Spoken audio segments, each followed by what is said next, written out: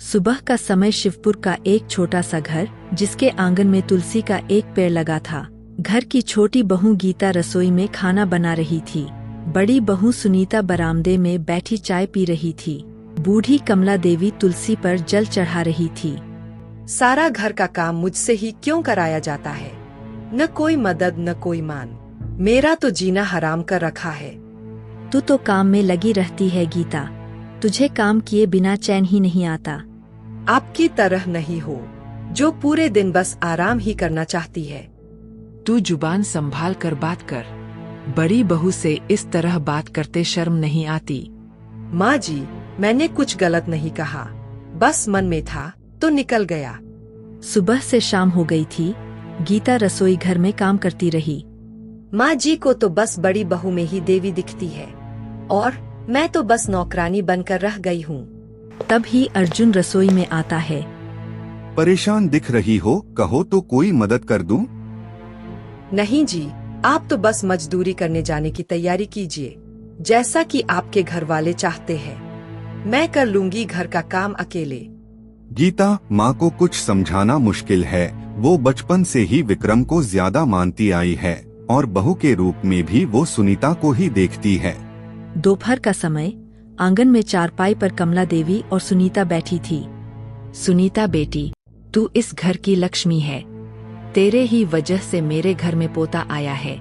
मेरी पसंदीदा बहू तू ही रहेगी। माँ जी, ये सब आपका आशीर्वाद है। उस गीता को देखो, वो तो बस अपनी दुनिया में मस्त रहती है, बस खुद को ही चालाक समझती है। वो तेरे जैसे संस्कार थोड़े ही है उसमें। गीता ये सब सुन रही थी। उसकी आंखों में आंसू आ जाते हैं। रात को सभी लोग खाना खाकर सो जाते हैं और गीता चुपचाप बर्तन धो रही थी।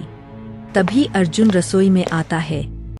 गीता, तुम्हें बुरा लगा जो माँ ने कहा? मैं माँ की तरफ से माफी मांगता हूँ। नहीं अर्जुन, अब तो आदत सी हो गई है, लेकिन दर्द तो होता ही है। माँ जो भी कहती हैं, जैसा भी व्यवहार करती हैं, उन्हें करने दो। हम उन्हें नहीं बदल सकते, पर मैं हमेशा तुम्हारे साथ हूँ। सुनीता बहू, अर्जुन को समझा दो कि गीता को ज्यादा सिर चढ़ाना ठीक नहीं। मैंने उसे उसकी असली जगह दिखा दी है। अर्जुन को उसे सिर पर बैठाने की जरूरत नहीं। आप चिंता ना करें, मैं सब संभाल लूंगी। सुबह गीता रोज की तरह जल्दी उठ चुकी थी और गैस पर चाय चढ़ा रही थी। सुनीता आराम से सो रही थी। मेरी तो हर सुबह एक जैसी होती है, कोई बदलाव नहीं। क्या यही लिखा था मेरे भाग्य में? तभी कमला देवी रसोई में आती है।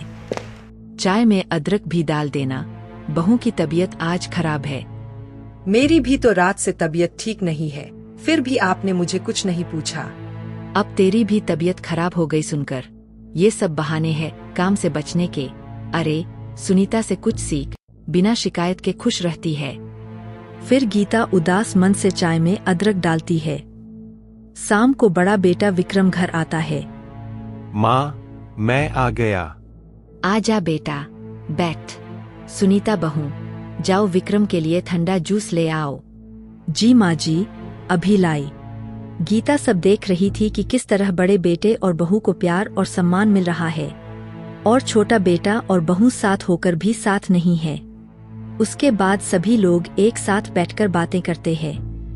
विक्रम बेटा, मैं कुछ दिनों से सोच रही थी कि सुनीता बहू को कोई नौकरी कर लेनी चाहिए। सुनीता बहू पढ़ी लिखी है, होशियार है। घर का क्या है, यहाँ काम ही क्या होता है? जितना होता है वो तो गीता सारा कर लेती है।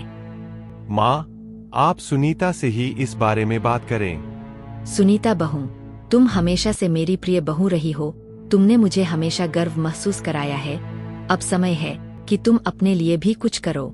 नौकरी करने से तुम्हारा आत्मविश्वास बढ़ेगा और तुम्हारे सपने भी पूरे होंगे। मैं जानती हूँ तुम इसमें सफल होगी। माँ जी, आपने मेरे बारे में सोचा, मुझे अच्छा लगा। मैं कोशिश करूंगी। रात का समय था। अर्जुन और गीता अपने कमरे में बैठे आपस में बातें कर रहे थे। गीता, मुझे शर्म आती है। मैं तुम्हारा पति होकर भी तुम्हारे लिए कुछ नहीं कर पाता। ऐसा मत कहिए, आप ही तो मेरी सबसे बड़ी ताकत हो। आप है तभी मैं सह पाती हूँ। एक दिन सब बदलेगा गीता, बस थोड़ा धैर्य रखो। धैर्य की भी एक सीमा होती है। पता नहीं कब हमारी जिंदगी में खुशियाँ आएंगी। अगले दिन गांव की चौपाल पर बैठकर कमला देवी एक औरत से बात कर रही थी। आप बहुत किस्मत वाली है जो आपकी बहू सुनीता है, सर्वगुण संपन्न बहू है। एक वो गीता है, धरती पर बोझ। हाँ बहन जी, मेरी सेहत का ख्याल भी मेरी बड़ी बहू सुनीता ही रखती है। गीता घर में तो है, लेकिन मन में नहीं। बिना संतान के बहू का क्या मोल। वो दोनों आपस में बातें कर रही थीं कि तभी गीता पास से सामान लेकर घर की ओर जा रही थी। चलते चलते उसने उनकी बातें सुन लीं। ये सुनकर वो हैरान और दुखी रह गई कि उसकी सास उसके बारे में इतने बुरे शब्द कह रही थीं। फिर भी गीता ने कुछ नहीं कहा, बस आंसू रोकते हुए चुपचाप वहां से चली गई। घर पहुंचकर गीता उदास होकर अपने कमरे में बैठ जाती है। कुछ देर बाद अर्जुन आता है और गीता से पूछता है, क्या बात है गीता, मुझे काम से घर आए काफी समय हो गया, तुमने मुझसे चाय तक नहीं पूछी। तुम ठीक तो हो ना? अर्जुन, अब बहुत हो गया, पानी सिर से ऊपर चला गया है। मैं रोज रोज अपनों की नफरत नहीं सह सकती। माँ जी मुझे कभी भी अपनी बहू स्वीकार नहीं करेंगी। माँ की तो ये आदत बन गई है हमें अपमानित करने की। मैंने तुमसे कहा था कि एक दिन सब ठीक हो जाएगा। नहीं अर्जुन, बात सिर्फ अपने घर की नहीं है। अब तो बाहर वाले भी मेरे बारे में बुरा भला कहने लगे हैं और माँ जी भी उनका साथ दे रही थीं। अर्जुन, हम यहाँ से चलते हैं जहाँ हम चैन से 2 रोटी खा सके। अर्जुन और गीता घर छोड़ने का फैसला कर लेते हैं और अपना सामान बांध लेते हैं। घर छोड़कर जाना चाहते हो? याद रखना, अगर चले गए तो वापस मत आना। माँ, आप हमेशा दुआ देना, हम अपने दम पर ही जिएंगे। माँ जी, हम दोनों आप पर और बोझ नहीं बनना चाहते। जहाँ इज्जत मिले वही हमारा घर होगा। दोनों ने अपनी इज्जत और सुकून के लिए उस घर को छोड़ दिया जहाँ उन्हें सिर्फ अपमान मिला। वे शहर आकर किराए के घर में रहने लगे। अर्जुन, यहाँ सब कुछ नया है। घर छोटा है लेकिन कोई अपमान करने वाला नहीं है। हाँ गीता, अब हम डर और अपमान के साथ नहीं बल्कि इज्जत और खुशियों के साथ जीवन जिएंगे। अर्जुन शहर में अपने ही घर के बाहर एक कपड़ों की दुकान खोल लेता है। धीरे धीरे उसका काम चल पड़ता है और जिंदगी सुकून से बीतने लगती है। उधर गांव में कुछ दिन बीत जाते हैं। कमला देवी अब अपने बेटे विक्रम और बहू सुनीता के साथ सामान्य जीवन जी रही होती है। अर्जुन और गीता के घर छोड़कर जाने का उसे कोई अफसोस नहीं होता, मानो उनके बिना भी उसके जीवन पर कोई असर न पड़ा हो। जो गया वो अपनी मर्जी से घर छोड़कर गया। आज मेरे घर में सुकून है। उस गीता की वजह से ही मेरे घर में अंधेरा छाया रहता था और वो अर्जुन तो जोरू का गुलाम। कमला देवी तो खुश थी, लेकिन उसका बेटा विक्रम घर की जिम्मेदारियों के बोझ तले दबने लगा था। अब वो हर वक्त तनाव में रहने लगा था। राशन पानी से लेकर माँ कमला देवी की महंगी दवाइयों तक का सारा बोझ अब विक्रम के कंधों पर आ गया था। रात का समय था। रसोई में कमला देवी और सुनीता काम कर रही थीं। तभी विक्रम रसोई में आता है और कमला देवी से कहता है, माँ, अब मैं और नहीं सह सकता। घर का सारा बोझ मुझ पर है। मैं अपनी पत्नी और बच्चों के साथ अलग रहना चाहता हूँ। कमला देवी की आंखें रुक सी गईं। चेहरे पर हैरानी और दुख साफ नजर आ रहा था। विक्रम, ये तुम क्यों कह रहे हो? मैं तुम्हारे लिए सब कर रही हूँ। तुम्हारे लिए, तुम्हारी पत्नी और बच्चों के लिए। मैं किसी तरह का बोझ नहीं बनना चाहती। मैं आपकी प्यार की कदर करता हूँ, लेकिन अब मुझे अपने परिवार की जिम्मेदारियों का बोझ भी उठाना है। मैं नहीं चाहता कि मेरी पत्नी और बच्चे परेशान हों। कमला देवी ने बेटे की आंखों में गंभीरता और भीतर की पीड़ा देखी। उसका दिल भारी हो गया।